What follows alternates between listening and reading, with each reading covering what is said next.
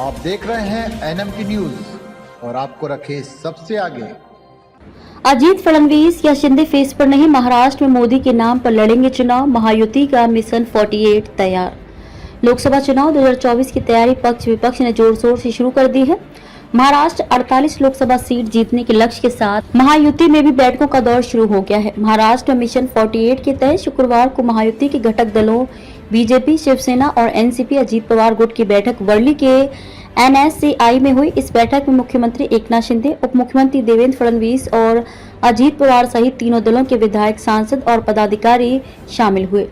बैठक में पार्टी नेताओं को संबोधित करते हुए मुख्यमंत्री शिंदे ने महाराष्ट्र में मिशन 48 की घोषणा की है। महायुति की बैठक में तीनों दलों ने एक स्वर में कहा कि लोकसभा चुनाव हम प्रधानमंत्री नरेंद्र मोदी के चेहरे पर लड़ेंगे। मोदी ने देश का मान पूरी दुनिया में बढ़ाया है, जिसका फायदा महाराष्ट्र को भी मिल रहा है। महायुति महाराष्ट्र की सभी 48 सीटें जीतेगी। शिंदे ने कांग्रेस नेता राहुल गांधी पर अप्रत्यक्ष रूप से निशाना साधते कहा कि कुछ नेता हैं जो विदेश में जाकर मोदी का नाम लेकर देश को बदनाम करने का काम करते हैं। ऐसे लोग देशद्रोही की श्रेणी में आते हैं। जो लोग इंडिया का एक लोगो चिन्ह तैयार नहीं कर सकते, वह क्या नया इंडिया बनाएंगे। ये पार्टियां अपने निजी स्वार्थ और सिर्फ अपने परिवार का भला करने के लिए एक साथ आए हैं। ये कैसी एकजुटता है जो लोग अब तक अपना नेता घोषित नहीं कर पाए हैं। इससे पता चलता है कि वे कितने एकजुट हैं। महाराष्ट्र के मुख्यमंत्री एकनाथ शिंदे ने कहा कि उनकी सबसे बड़ी विफलता यह है कि वे प्रधानमंत्री नरेंद्र मोदी के खिलाफ प्रधानमंत्री पद का उम्मीदवार नहीं खड़ा कर सकते। विपक्ष का इंडिया गठबंधन उन लोगों से बना है जो मुख्यमंत्री नरेंद्र मोदी के प्रति नफरत से भरे हुए हैं। देश के 80% लोग मोदी के समर्थन में। शिंदे ने दावा किया कि चाहे वे लालू प्रसाद हों, नीतीश कुमार या अरविंद केजरीवाल हों, वे सभी भ्रष्टाचार के आरोपों और पुलिस शिकायतों का सामना कर रहे हैं। शिंदे ने एक रिसर्च की एक रिपोर्ट का हवाला देते हुए कहा कि देश में 80% लोग मोदी का समर्थन करते हैं।